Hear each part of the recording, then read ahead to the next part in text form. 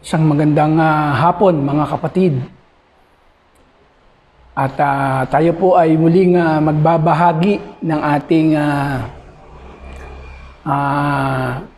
mensahe patungkol sa ating ugnayan sa ating Panginoon. So ito po ay pag-aaralan po natin yung spiritual law. No? Ito po yung na binabanggit na meron kasi tayong meron tinatawag tayong law na nababasa natin sa ating batas. Ito naman po spiritual po ito, no. At kailangan po kasi natin maintindihan na ang tao ay kailangan niyang kung bakit siya kailangan niyang maligtas. So pinapaliwanag po yan dito sa ating pag-uusapan patungkol po sa kaligtasang ibinibigay ng Diyos na ang ating Panginoong Hesus. Kailangan makita po natin yung spiritual law na yan, maintindihan natin para po ito kasi yung panimula natin. Para mas maganda po, hindi po tayo yung nasa dulo agad.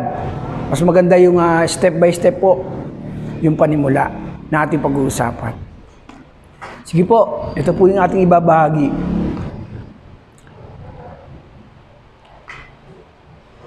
Number 1 po. Unang-una po, dapat po natin makita na meron po tayong kailangang maintindihan para po yung ating pag-uusapan ay hindi po masyado tayong makonfuse, no? Mas maganda maliwanag po mula sa simula hanggang sa pagtatapos. So ito po yung una, ito po yung spiritual law, pero ang pag-uusapan po natin yung unang yung ating ang unang batas na binabanggit po dito ay God loves you and has a wonderful plan for your life. So ang Diyos, makita po natin yung magandang plano ng Diyos. Mahal ka ng Diyos, mahal tayo ng Diyos. At meron siyang magandang plano para sa buhay natin. Sabi diyan sa God's love, no, yung dapat natin maintindihan muna. Minahal po tayo ng Diyos. Kaya nga po kailangan maintindihan natin ito kung bakit kailangan tayo maligtas. Dahil po yan sa pagmamahal ng Diyos. Yun nga po yung John 3:16, no? Alam niyo naman po natin yun, for God so loved the world. So pinakita yung pagmamahal ng Diyos sa mga taong makasalanan. Yan po yung magandang plano ng Diyos sa atin, yung kanyang pag-ibig. At yung plano po ng Diyos ay nakapaloob po yun sa pamamagitan ng ating Panginoon. Sabi po rito na sa John 10:10, naparito ang ating Panginoon para magkaroon tayo ng isang buhay na ganap at kasiyasya. Sa John 10:10 po nakalagay po yan. Sa pagparito ng ating Panginoon, mas gusto niyang bigyan ng tao dahil mahal niya ang tao. May plano, sa pasimula pa lang po may plano na po talaga.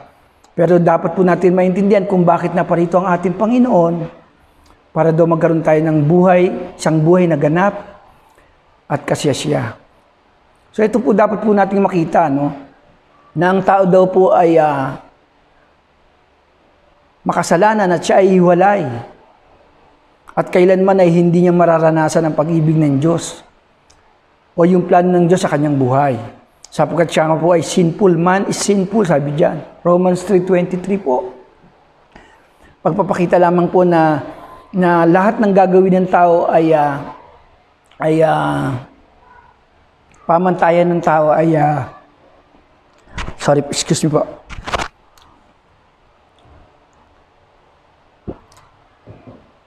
Ay hindi nakapasa. Lahat po ng gagawin ng taong ng pamamaraan ng tao ay hindi papasa. So yung kaya nga po kailangan si Jesucristo, yan po.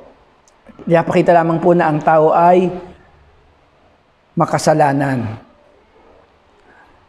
At tayo daw po ay hiwalay. Ang kabayaran ng kasalanan ay kamatayan. Hiwalay. Spiritual separation po, Romans 6:23 po. Wala po tayong magagawa. Tayo po ay hiwalay dahil nga po sa kasalanan. So dito po ay pinapakita na ang Diyos ay banal, ang tao ay makasalanan, at siya po ay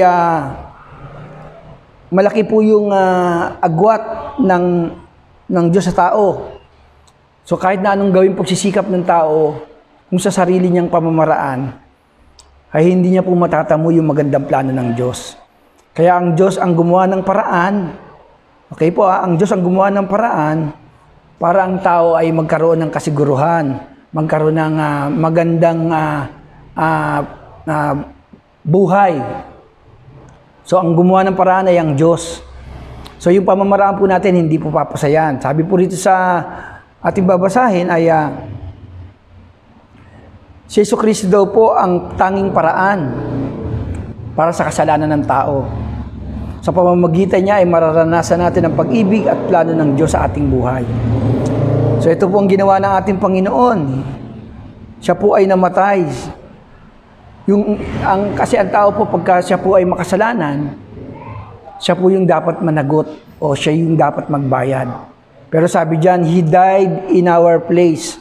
So inako ng Panginoon na dapat yung nandoon, yung kasalanan na ginagawa mo, kung ako po ay gumawa ng kasalanan, ako dapat ang magbabayad.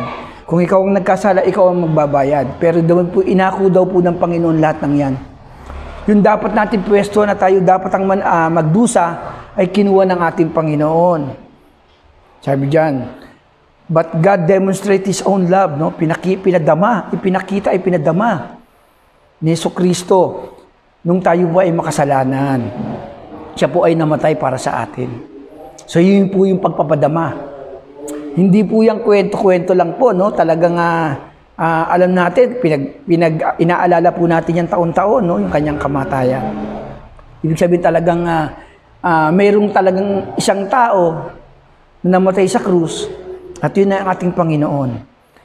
And then sabi doon ay hindi lamang po siya nanatiling sa libingan. Siya raw po ay nabuhay. He rose from the dead. At dahil nga po siya ay nabuhay, napakalaki ng pag-asang idinulot ng kanyang pagkabuhay. Yun po ang katotohanan po niyan. Kung nga po sinasabi natin, kung hindi po nabuhay ang ating Panginoon, wala po tayong aasahan, walang mabuting balita. Pero dahil siya ay namatay at muling nabuhay, siya lamang po, lahat po ng mga kinikilalang mga Diyos ng ibang mga bansa, mga namatay. Excuse me po. Pero hindi na po sila nabuhay. Tanging ang Panginoon, yung kanyang pagkabuhay ay nagbigay ng malaking kagalakan, nagbigay ng malaking pag-asa sa lahat. So yun po yung magandang plano ng Diyos sa pamamagitan ni Jesucristo. Siya daw po yung naging daan. Alam niyo po, may mga tinatawag tayong paraan para tayo makarating sa isang lugar, no?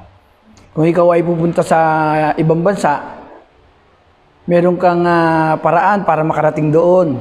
So ito naman po, para daw po ang tao makapiling ang Diyos o maranasan niya yung kabilang buhay, yung kalangitan, yung buhay na walang hanggan, ay si Jesus po ang naging daan. Kaya nga po madalas pong binabanggit yung verse na yan. Sabi niya siya ang daan, ang katotohanan, at ang buhay. Hindi po sinabing no? Yung iba kasi binabaliktad yan sila daw po yung daan, at sila daw po yung katotohanan. Si Jesucristo lamang po ang umako niyan. Maliwanag po yan mga kapatid. Hindi po inaangkin ng tao yan kasi ang tao walang magagawa. Ang sino mang reliyon ay walang magagawa. Yan ay inako ng ating Panginoon. Siya mismo sinabi niya, ako ang daan. Si Jesus mismo. Apo, yan po yung katotohanan. Siya yung tanging daan papunta sa Diyos Ama. Mararanasan na makakamit ng tao yung buhay na walang hanggan, yung kaligtasan sa pamamagitan ng ating Panginoon. Ito po kasi yung dapat natin ma-sure, no? binabalik-balikan natin yung ganitong katuruan sapagkat ito po yung simula para tumibay yung ating pananampalataya. Ito po yung simula na dapat po nating maunawaan para kung maintindihan natin yung kung bakit ang mga Kristiyano, ang mga alagad ay nagpapatuloy.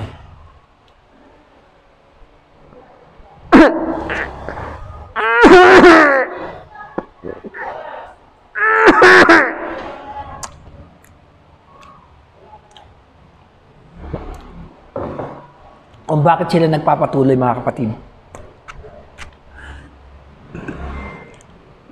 Ayan po yung mga dapat natin maintindihan, no? Si Jesus, wala na pong ibang daan. Hindi ang ating Panginoon. At number 4 po, dito na po tayo sa number 4 na number 3 po yun, yung law number 3, no? Sa number 4 po,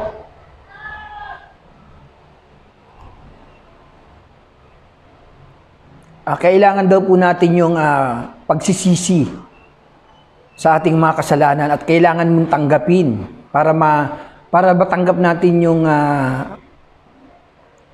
yung kaligtasang ibinibigay ng ating Panginoon.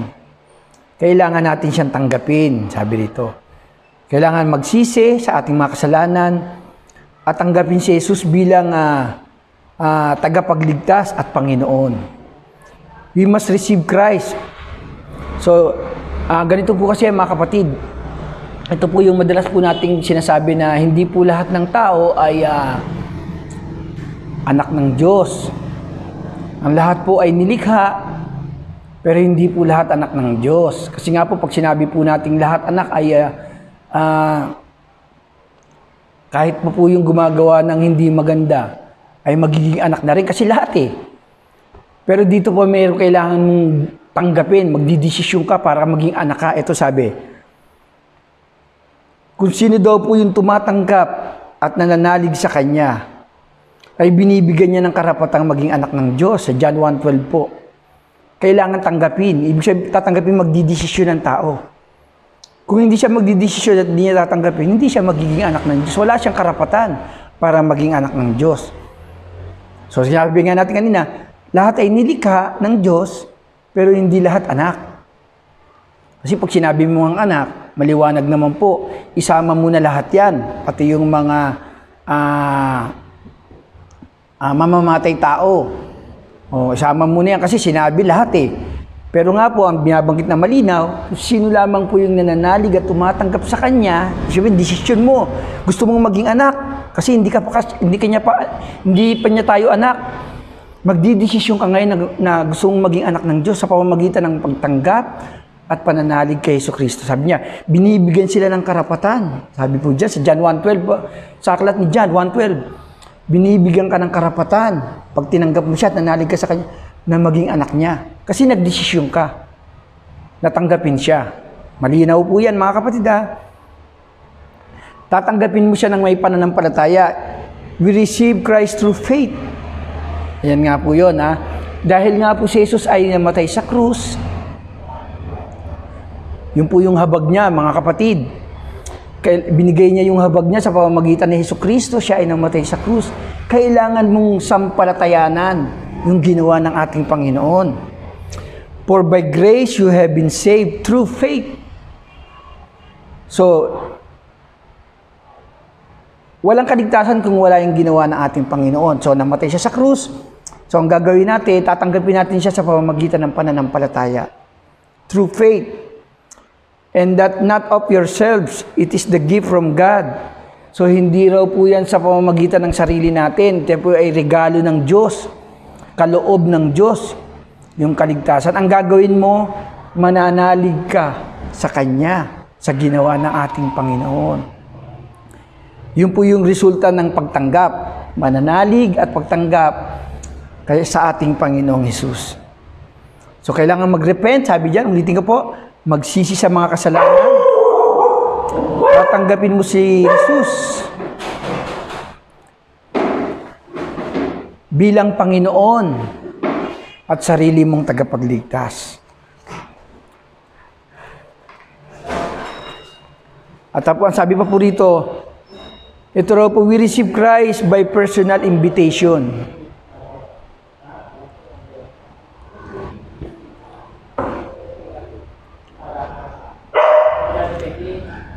Kailangan mong tanggapin si Kristo.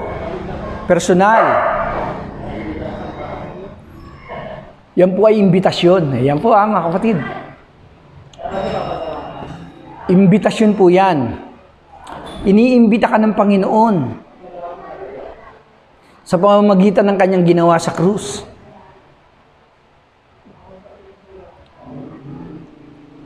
Sabi diyan, sa Revelation chapter 3 verse 20, no, kumakatok siya sa pintuan ng ating puso. Naririnig natin ang tinig ng Panginoon sa pamamagitan ng mga pinapahayag, isinusulat, nababasa natin, ipinapahayag, naririnig natin. Imbitasyon po yan ng Diyos sa pamamagitan ng ating Panginoon. Yun po yung sinasabi nga po sa, excuse me po, sa pahayag, kumakatok daw po si Jesus sa pintuan ng ating puso. Kung iyong pagbubuksan, siya raw ay papasok sa iyo. Maninirahan sa iyo. Yun nga po yung pagtanggap. Yan nga po. Kailangan mo siyang tanggapin, mga kapatid. Lilinawin ko po, mga kapatid, ulit wala pong kaligtasan at hindi ka maaaring maging anak ng Diyos, magiging anak ng Diyos kung walang pagtanggap, walang pagsisisi, walang pagtanggap, walang pananalig kay Jesucristo. At dyan na nga po kumakatok ang Panginoon. Isipin niyo po kung gagawin natin basihan yung ating mga pamantayan ng tao, no? Walang basihan eh. So pamantayan ng tao na ay basta good works. Wala pong kaligtasan dyan. Sa pamantayan ng tao, wala po. Ang pamantayan ng salita ng Diyos, ang ating pagbabasihan. Imbitasyon po yan. So ano yung sabi po dito? Kailangan daw po natin tumalikod sa kasalanan, magrepent at magtiwala kay Kristo upang mapatawad ang ating mga kasalanan at sa pamamagitan ng kanyang anak na namatay sa krus dahil sa ating mga kasalanan, ayon ay maranasan sa pamamagitan ng pagtanggap kay Kristo sa pananampalataya. Ito raw po ay gawa ng iyong kalooban, ng sarili mong kalooban. Siya ay desisyon mo. Desisyon mo na tanggapin ang ating Panginoon. Wala pong, hindi po pwedeng magdesisyon ng ibang tao para sa iyo. Personal na tanggapin mo ang ating Panginoon, yun ay desisyon mo. Hindi ka pipilitin ni numan. Wala pong pilitan sa kaligtasan kasi po yan po ay libre. Kailangan mong tanggapin. Hindi po basta-basta nakukuha yan kung walang pagtanggap. Yan po. Maliwanag po yan, mga kapatid. You can receive Christ right now by faith through prayer. So, magpe-pray po tayo. Sa pamamagitan ng panalangin ay tatanggapin mo si Jesucristo. Ikaw po ay makikipag-usap sa Kanya sa pamamagitan ng panalangin. At ang sabi diyan, mga kapatid, minahal tayo ng Diyos. At gusto niya na maranasan natin, nangungusap siya sa ating puso. Magpasalamat tayo sa Kanya sa pagtanggap bilang personal na tagapagligtas. Yan po yung magbibigay sa atin ng kaligtasan. So, mananalangin po tayo at sino man po yung mga first timer na nanonood po. Magpe-pray po tayo at sumabay po kayo sa aking panalangin upang matamo po natin yung kaligtasan. Tandaan niyo po, mga kapatid, ipapaalala ko po, kailangan mo magdesisyon. Hindi po ako magdedesisyon, ikaw. Ililid lamang po kita sa ating panalangin para matanggap mo, manalig ka sa Kanya, matanggap mo sa pamamagitan ng panalangin ito ang ating Panginoon. Okay, ulitin ko po, mga kapatid, bago tayo mag-start mag-pray, makita po natin, ito po yung unang-una, yung plano ng Diyos. Napakaganda po ng plano ng Diyos. At kailangan mong maranasan yan, yung plano ng Diyos. Hindi lamang po para lang malaman. No? Iba po yung malaman at mararanasan. May iba kasi nalalaman pero hindi po nararanasan. Kailangan mong malaman, maranasan. At kapag yung naranasan, mga kapatid, napakaganda. Ito nga po yung marami na nagpapatotoo tungkol sa kabutihan ng Diyos. At kung nais mong maranasan yan, magsimula po tayong manalangin. Sige po, tayo po yung manalangin mga kapatid na susumusubaybay sa ating Grace Everyday. Sama-sama po tayong manalangin dun sa mga taong nais tanggapin siya sa oras na ito. Tayo po yung manalangin. Tunay nga po, Panginoon, kayo po ang aming pag-asa. Wala po kaming magagawa kung aming sariling pamamaraan ang aming paiiralin. Maliwanag po ang iyong mga sinabi.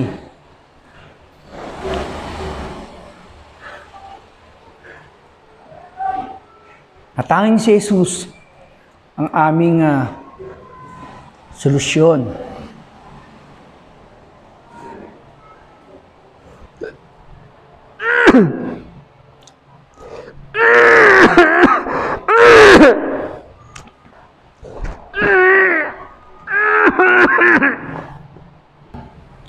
Panginoon, sa oras na ito, lahat po ng kapatid namin na nagnanais na maranasan ang kaligtasan. Sa oras na ito, Panginoon, kami ay lumalapit sa iyo at pinagsisisihan po ang lahat ng aming kasalanan. At nananalig at gusto namin tanggapin si Jesucristo upang maranasan namin maging anak niya. Magkaroon kami ng karapatan na maging anak mo, Panginoon. Tunay nga po, Panginoon, na ang pananalig sa iyong ginawa sa krus, ang iyong habag, ang nagbigay sa amin ng pag-asa. Salamat po, Panginoon. Nagpapasalamat kami dahil sa iyo ay nagkaroon kami ng kaunawaan at pag-asa na maranasan namin yung sinasabi mong buhay, isang buhay na ganap at kasiyasiya. Panginoon, pagpalain mo ang aking mga kapatid na nanonood sa kanilang puso, Panginoon. Binubukas po nila ang kanilang puso upang tanggapin ka at pumasok ka sa kanila, Panginoon, sa pamamagitan ng makapangyarihang salita ay pagpalain sila at mata mo rin po yung pangunawa at maintindihan ng ganap yung magandang plano mo para sa amin. Pagpalain mo, Panginoon, ang mga taong ito na uhaw at gutom sa iyong mga salita at naniniwala na tanging sa iyo ang solusyon, ang kaligtasan na kailangan namin sa aming buhay. Maraming salamat, Panginoon. Hinihiling ko po ito, Panginoon, sa aming Panginoong Hesus na kami ay pagpalain sa mga bagay na ito at maintindihan ng ganap ang magandang plano mo sa amin. Maraming pong salamat. Pinupuri ka namin. Pinapasalamatan ka namin sa pangalan ni Jesus. Amen.